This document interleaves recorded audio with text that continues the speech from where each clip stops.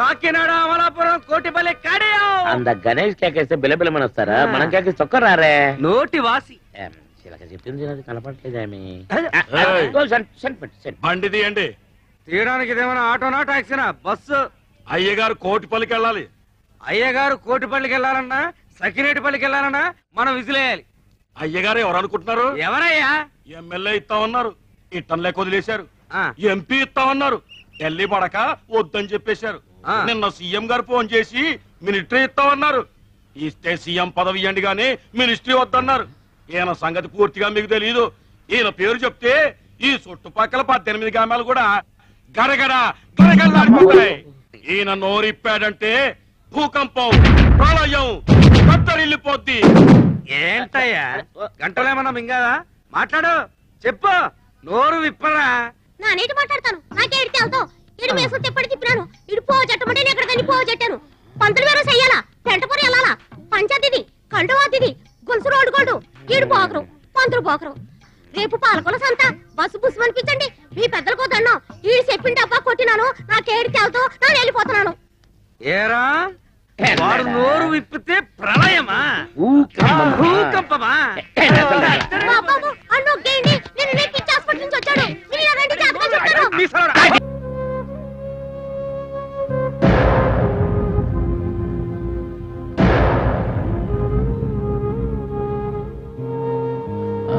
ఏమండి ఏమండి ఏమండి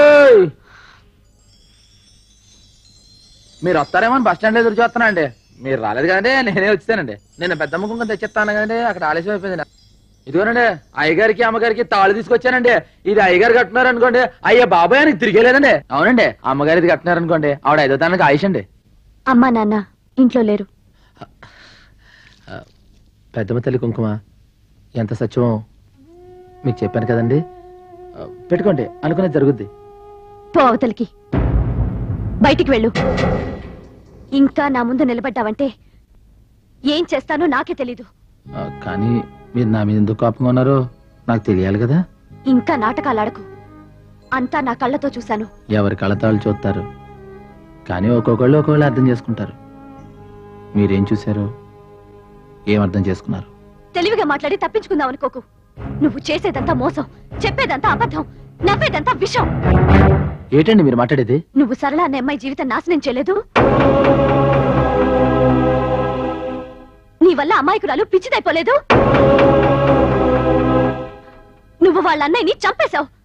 హంతకుడివి. ఇదంతా అబద్ధమా? చెప్పు.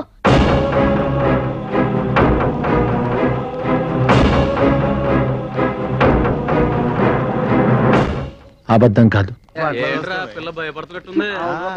అరేసుకోబోయి పారేసుకున్నాను.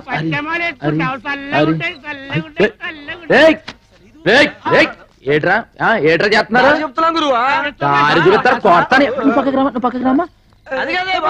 కొడతారు రే, సంపేస్తారా? నువ్వు పదమ్మా, సంపేస్తారే.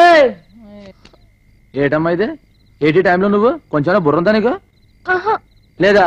అది కాదండి, నేను ఒక ఇంటర్వ్యూకి వెళ్ళాను. అక్కడ ఆలస్యం అయిపోయింది. లాస్ట్ బస్ ఉంటే వెళ్ళిపోదామని. అదే వెళ్ళి గంట అయింది. వెళ్ళారు ఫస్ట్ బస్సే. మరెలా? మరెలా? సరే పని చేయి, లోనకి వెళ్ళి పడుకో. ఇదే ఫస్ట్ బస్సు. నడు నడు. మాకు దెబ్బిచ్చి నువ్వు సెటప్ చేసుకుంటావేరా? Bad name. ఆగా కంగారు అడక.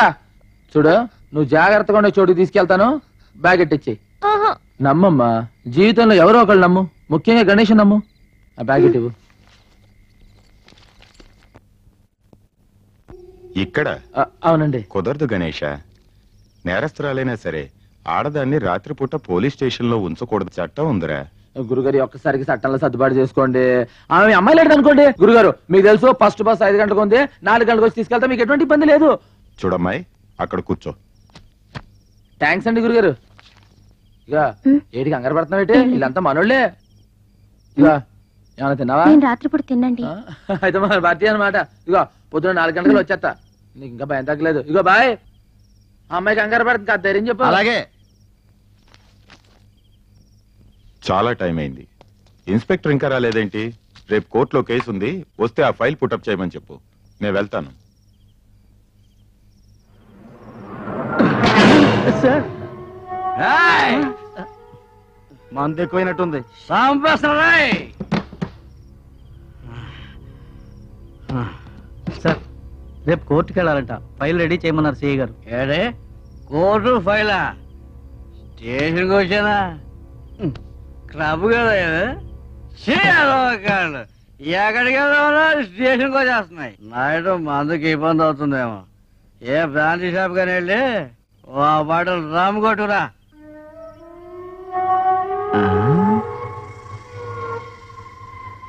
త్వరగా వద్దు, 4-5 షాపులు తిరిగి 4-5 గంటలు ఆలస్యం కదా సార్. ఏ నీ చెల్లె ఓన్లే ఈ 4 గంటలు నా బామర్ది అయిపో. అదేంటి సార్? వెళ్ళండి సార్, వెళ్ళండి సార్. ఎలా ఈ రోజుకి ఇదే మన గెస్ట్ హౌస్. రాజా రాజా లేగు రాజా. కూర్చో, నేను కూర్చుంటే నువ్వు లేచిపోతావేంటి? గణేష్ బస్ స్టాండ్ లో గణేష్. ఆ గణేష్ గడ్డం ఆడెప్పుడు దబాలకేసే తీసుకొస్తాడు. ఫస్ట్ టైం ఉండేలు పోతానంటే ఐశ్వర్యాన్ని తీసుకొచ్చి అమౌంట్ కూడా తీసుకున్నాడు. ఆ విషయం చెప్పలా?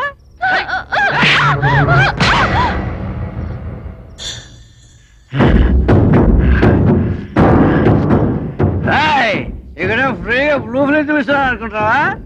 మసిగా ఉందో వెళ్ళిపోయిందో ఎంతసేపు ఏం చెప్తా.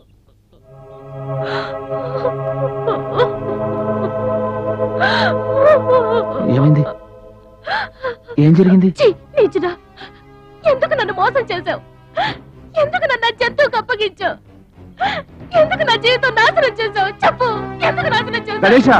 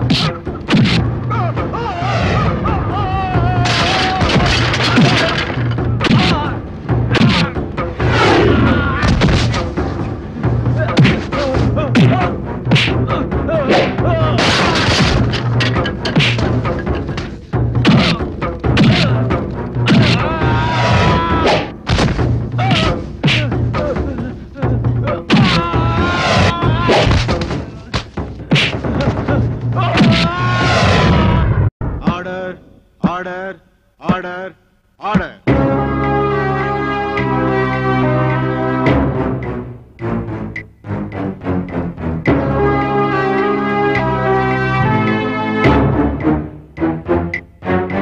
సాక్ష్యాధారాలు పరిశీలించిన మీదట ముద్దాయిని నేరస్తుడిగా పరిగణిస్తూ అతన్ని ఉద్యోగం నుంచి కోర్టు సస్పెండ్ చేస్తూ 1 సంవత్సరం జైలు శిక్ష విధించడమైనది.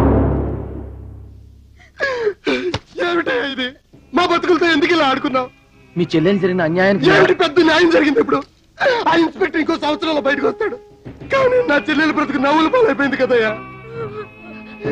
నా పెద్ద చెల్లెలు పెళ్ళైన మరుసటి రోజే విధమైంది. ఇది పెళ్లి కాకుండానే విధమైంది.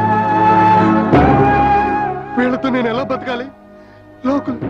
లోకల్ మాటలు నేను ఎలా భరించాలి? పిచ్చకపోతుందయ్యా.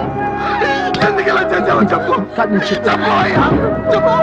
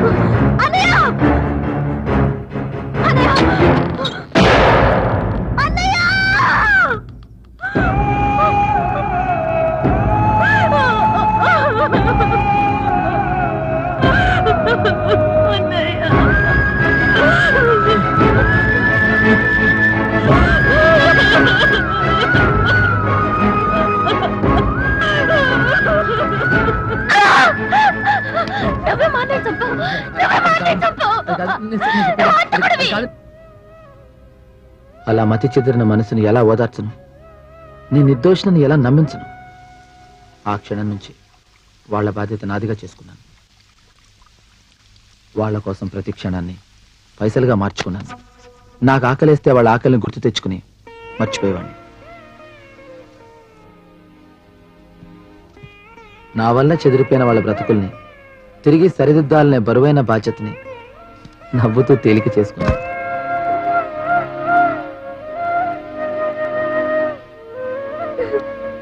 అయ్యో సరళ వద్దమ్మా, సరళ వద్దు, చెప్పిన మాట వినాలి. వద్దమ్మా, తప్పు, అలా చేయకూడదు. అయ్యో వద్దు.